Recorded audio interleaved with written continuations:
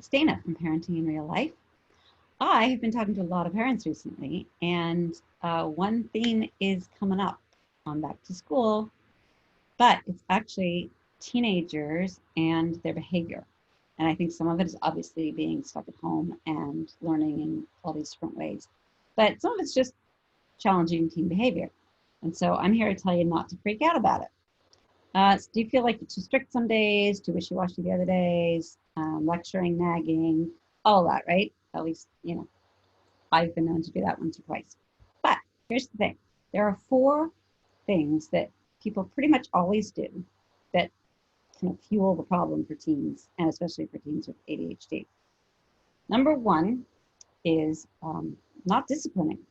So you're all talk and no action. You scream, you nag, you threaten to take things away, and you don't do any of it. Well, you scream and you nag. You don't follow through on the consequences. And if you're going to have consequences, you've got to follow through, or the kids just start to act out worse, and they don't really respect you because you're not doing what you said you do. And some of this is about trust. So they need structure, and they need to know where that line is. And oh, my nose is getting hot by the sunshine. Okay. So I think they really do need some, and they need to know where the tough love is. They need to know the rights and wrongs, and they need to trust that you're going to behave with them in a consistent manner. So the other thing is letting the teen pick the tone, right? So you're setting the tone that you want, but if it's the teen leading the way, then the teen isn't that great, because if the teen complains or acts up, the parent also does it, right? So if you are setting the tone and you can be calm and quiet, great.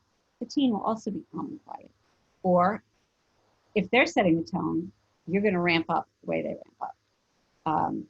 The third one is just using, like I said, inconsistent discipline. So let's see, you could use a threat, like I will take away your iPhone if you don't stop rolling your eyes at me. Or you could say, oh, if you can have the backpack by the door in the morning and get up and out of the house without a meltdown, you can have an extra hour on your phone. So you can use incentives or rewards, which is a little different than punishment and bribes. It's a little bit semantics, but it makes a big difference. And then the other thing is, adapting the whatever attitude. So it's easy to do because you get tired of nagging, and you get tired of being angry, and you get tired of worrying about it, especially now when you got so many bigger things to worry about. But we don't want to seem as if we're not caring, right? And if we get tired and just walk away from something, that's not the same thing as taking a minute to calm down, right? So it's I'm done with you type of attitude is not so good. And I also think following their behavior by snarling when you're angry or upset or sick of the whole thing, that doesn't help either. So what are the effective parenting styles that can help, right? 1, don't talk too much. Let emotions calm down, walk away, things like that. Communicate with your partner so that you guys are on the same page, because if one of you says they're going to be grounded and the other one says no, they're not, that's going to be a big problem, and it's going to lead to manipulation, which you do not want to have. 3rd, I would say plan ahead. Know your rules. What are the rules that you are non-negotiable on? And what are the rules that you can negotiate on, right? So as teens are there, you want to be able to negotiate a little bit because you need to show them trust so they can trust you. So discuss your expectations with them first. And the other little thing I would say, maybe 2 more things.